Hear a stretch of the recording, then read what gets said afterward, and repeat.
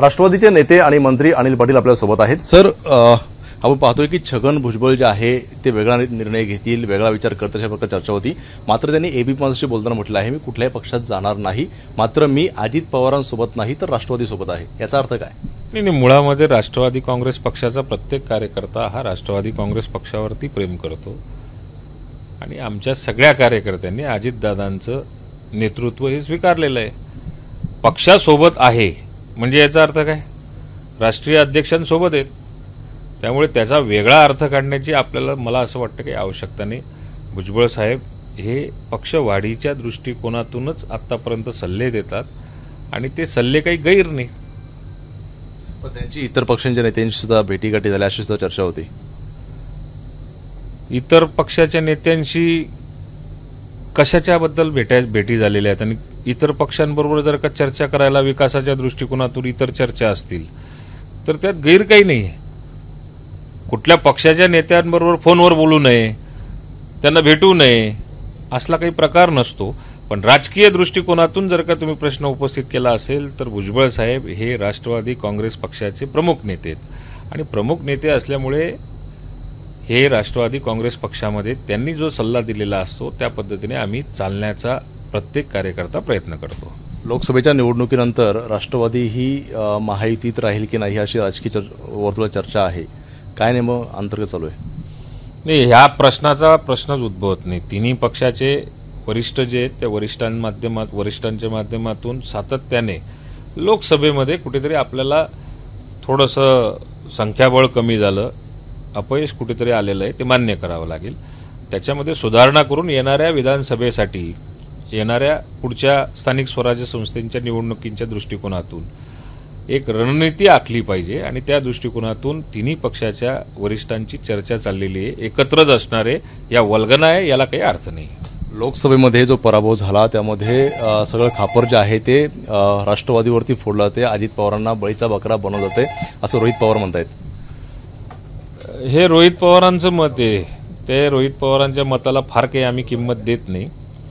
आज समजा जर का वर्षानुवर्ष राष्ट्रवादी काँग्रेस पक्षाचं आपलं संख्याबळ जर का बघितलं आणि ते जर का आपण किती जागा लढवल्यानंतर आपल्याला किती प्रमाणामध्ये यश येत होतं पूर्वी, मग ते खापर कोणावर फोडलं पाहिजे?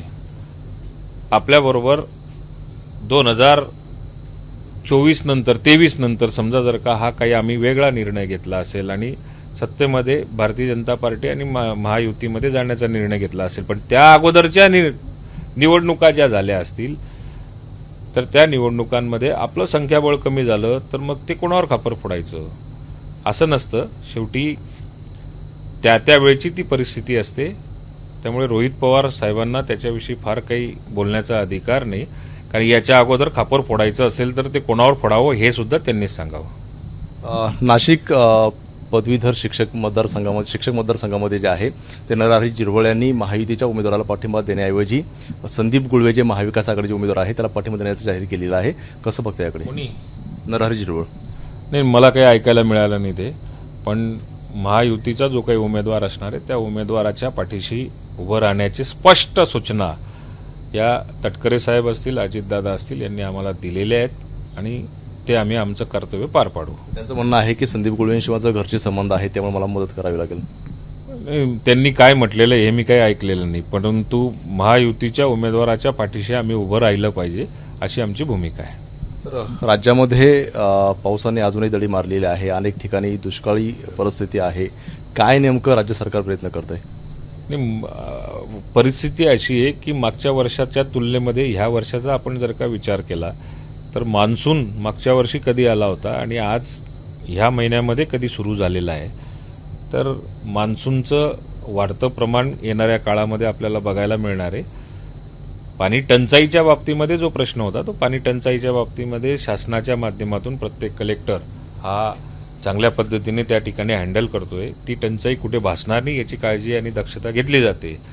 राहिला पेरण्यांच्या बाबतीमध्ये साधारण 100 mm पेक्षा पाऊस जर का जास्त झाला तर शेतकऱ्यांच्या पेरण्या ह्या सुरू होतील आणि झालेल्या सुद्धा आहेत। राज्य सरकार काही पाणी टंचाई संदर्भात काही नियोजन करते, काही पाणी कपात वगैरे? आज त्याची आवश्यकता आम्हाला वाटत नाही। जे पूर्वी निर्णय घेतलेले आहेत त्या निर्णयालाच कुठेतरी आम्ही कंटिन्यू करतोय आत्ता पाऊस जसजसा पडतोय तसं धरणांमधलं पाणी सुद्धा हळूहळू वाढायला सुरुवात होईल. पाहता आपण पाऊस जसा पडेल तसं धरणांमध्ये जे आहे ते पाणीसाठा वाढायला सुरुवात होईल आणि जे पूर्वी निर्णय घेतलेला आहे तेच नियमित करण्याचा आम्ही प्रयत्न करत असल्याचं अनिल पटेल म्हटलं पाहायला मिळतंय. राजू सोनवणे, एबीपी माझा, मुंबई. एबीपी माझा, उघडा डोळे बघा नीट.